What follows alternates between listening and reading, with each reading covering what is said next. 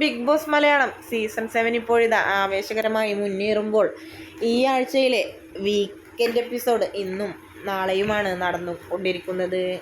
ഈ ആഴ്ചയിൽ double eviction ഉണ്ട് എന്നാണ് ഇപ്പോൾ പുറത്തു വരുന്ന റിപ്പോർട്ടുകൾ.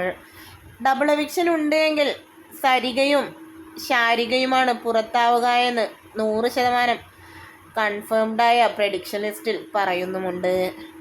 ഇപ്പോഴിതാ സീസൺ 7 മൂന്നാമത്തെ വീക്ക്ലി എപ്പിസോഡിൻ്റെ തുടക്കമായ ഇന്ന് കലാഭവൻ സരിക ബിഗ് ബോസ് വീടിനോട് വിട പറഞ്ഞിരിക്കുകയാണ്. സരിക ഇത് ഒട്ടും പ്രതീക്ഷിച്ചിട്ടില്ല എന്നതാണ് വാസ്തവം. പക്ഷേ പ്രേക്ഷകർ ഇത് പ്രതീക്ഷിച്ചിരുന്നു. കാരണം സരിക തന്നെയാവും ഈ ആഴ്ച പുറത്തു പോവുക എന്ന് പ്രേക്ഷകർക്ക് അത്രയും ഉറപ്പുണ്ടായിരുന്നതായാണ് റിപ്പോർട്ടുകൾ. മാത്രമല്ല പല ബിഗ് ബോസിൻ്റെ ഫാൻ പേജസുകളും അപ്ലോഡ് ചെയ്യുകയും ചെയ്തു.